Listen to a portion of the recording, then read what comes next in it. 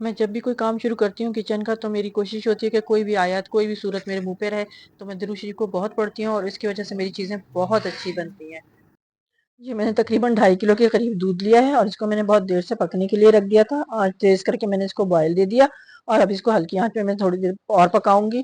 तो चीनी जो है वो आप अपने टेस्ट के अकॉर्डिंग ले लें, मैंने तो आधा कप ही डाली थी, तो अपने हिसाब से बना लें। और लज़ीज़ा की ये मैंने रसमलाई का पैकेट मँगवाया है और इससे मैं बना रही हूँ क्योंकि मुझे बहुत इमरजेंसी में बनानी थी, तो आप चाहें तो दूध फाड़ के भी बना सकते हैं, खोए से भी बना सकते हैं।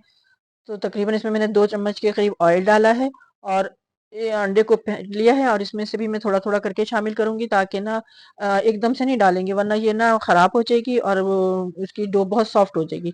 तो आप इसको थोड़ा-थोड़ा करके डालें, फिर अगर गलत हो गया तो फिर आप कहेंगे कि मैंने आपको बताया नहीं। तो इसलिए आप इसको थोड़ा-थोड़ा के नरम सी इसकी डो बना लें और इसको अच्छी सी डो बनाकर इसको इक्वल पार्ट्स में तक़सीम कर लें।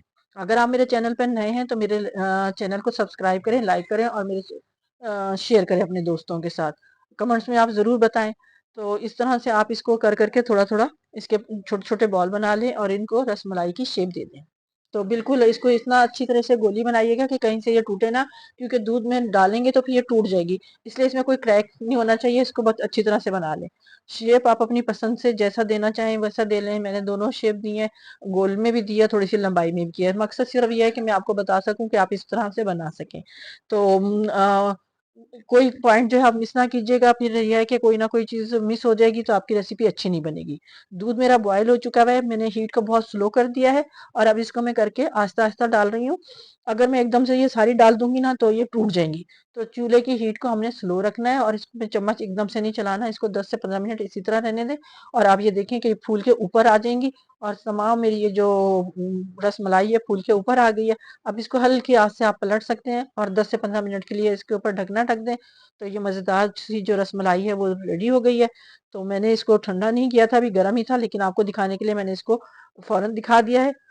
और अगर इसको आप ओवरनाइट के लिए फ्रिज में रख दें तो ये बहुत अच्छी सी ठंडी हो जाएगी और इसका जो है दूध भी ठीक हो जाएगा और इसमें टेस्ट भी बहुत अच्छा आ जाएगा। क्योंकि मुझे बहुत सारे काम करने थे और मैंने अपनी वीडियो का इख्तिताम भी करना था, इसलिए मैंने इसको जल्दी-जल्दी आपको दिखाने के लिए मैंने आपको पेश कर दी।